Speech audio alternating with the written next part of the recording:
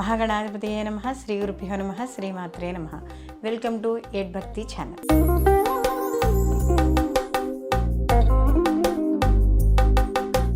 గురుగ్రహ మార్పు.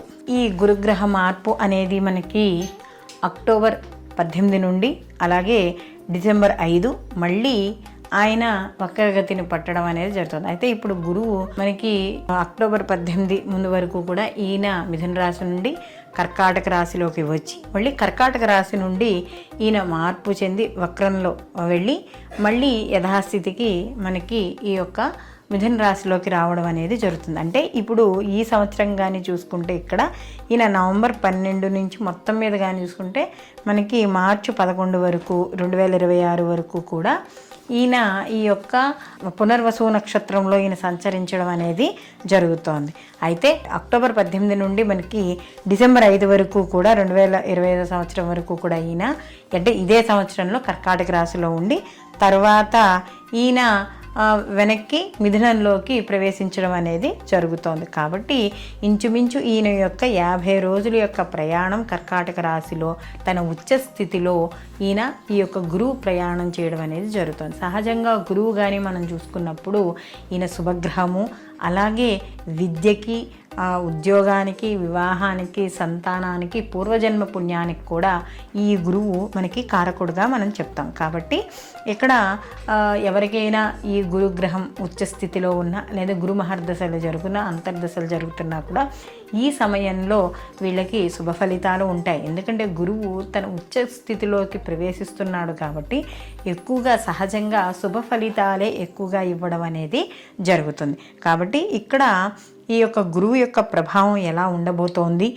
ఎటువంటి ఫలితాలు ఇస్తాడు, ఇలాంటి విషయాలన్నీ కూడా మనం ఇప్పుడు ఈ వీడియోలో మనం తెలుసుకుందాం. అలాగే వీడియో చివరిన కూడా మనం ఎటువంటి మనం ఈ యొక్క వివిధ రాసుల వాళ్ళు అంటే మనకి ఉన్న ద్వాదశ రాసుల వాళ్ళు కూడా ఎటువంటి పరిహారాలు చేసుకోవాలి అనే విషయాన్ని కూడా తెలుసుకుందాం.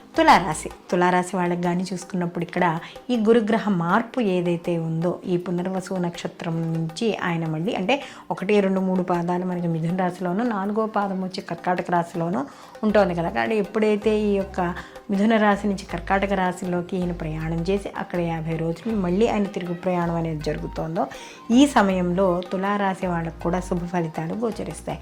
అందులో వీళ్ళకి ఈ యొక్క గురువు తృతీయాధిపతి అలాగే షష్టమాధిపతి అయిన గురువు భాగ్య అలాగే మనకి దాని తర్వాత రాజ్యస్థానాల్లో సంచారం చేయడం అనేది జరుగుతుంది.